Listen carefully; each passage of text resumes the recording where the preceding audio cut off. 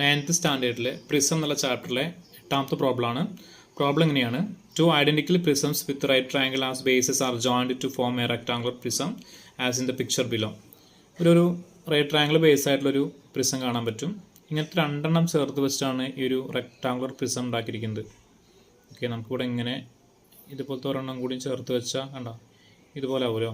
Okay, അപ്പോൾ നമുക്കതിൻ്റെ മെഷേഴ്സൊക്കെ നോക്കി വെക്കാം. ഇവിടെ ബേസ് 12 ആണ്, ഇവിടെ 5 ആണ്, ഹൈറ്റ് 15 ആണ്. ഓക്കെ, അപ്പോൾ അതുകൊണ്ട് നമ്മൾ 2 എണ്ണം ചേർത്ത് വയ്ക്കുന്ന നമുക്ക് റെക്ടാങ്കുലർ പ്രിസം കിട്ടും.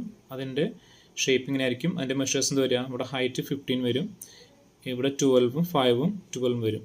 ഓക്കെ, ലെങ്ത്തും ബ്രെഡ്ത്തും 12ഉം 5ഉം വരും, ഹൈറ്റ് 15ഉം വരും.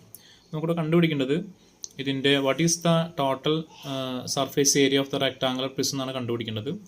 നമുക്ക് ആദ്യം ലാറ്ററൽ സർഫേസ് ഏരിയ കണ്ടുപിടിക്കാം. ലാറ്ററൽ സർഫേസ് ഏരിയ എന്താ? ബേസ് പെരിമീറ്റർ ഇൻറ്റു ഹൈറ്റ് ആണ്.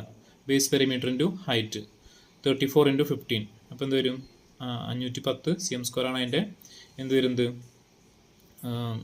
ലാറ്ററൽ സർഫേസ് ഏരിയ വരിക. ഇനി ബേസ് ഏരിയ എന്ന് പറയുന്നത് എന്താ? ബേസ് പറഞ്ഞാൽ ഒരു റെക്റ്റാങ്കിൾ ആണല്ലോ അല്ലേ?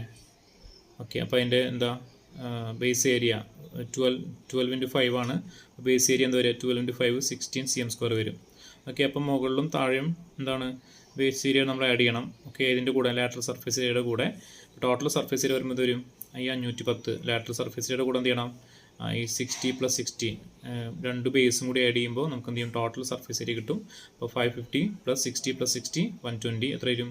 630 cm² ആണ് എന്ത് വരുന്നത്? ഇതിൻ്റെ ടോട്ടൽ സർഫേസ് ഏരിയ വരുന്നത്. ഓക്കെ, എല്ലാ പ്രോബ്ലംസ് നമ്മൾ ആൻസറായിട്ട് ഈ ചാപ്റ്ററിലെ പ്രിസം ചാപ്റ്ററിലെ എല്ലാ പ്രോബ്ലംസും പ്ലേലിസ്റ്റിലോട്ട് ഇട്ടിട്ടുണ്ട്. നമുക്കതിൽ നോക്കിയാൽ ബാക്കിയുള്ള ചോദ്യങ്ങളുടെ ആൻസേഴ്സും കാണാൻ പറ്റും. Okay, thank you.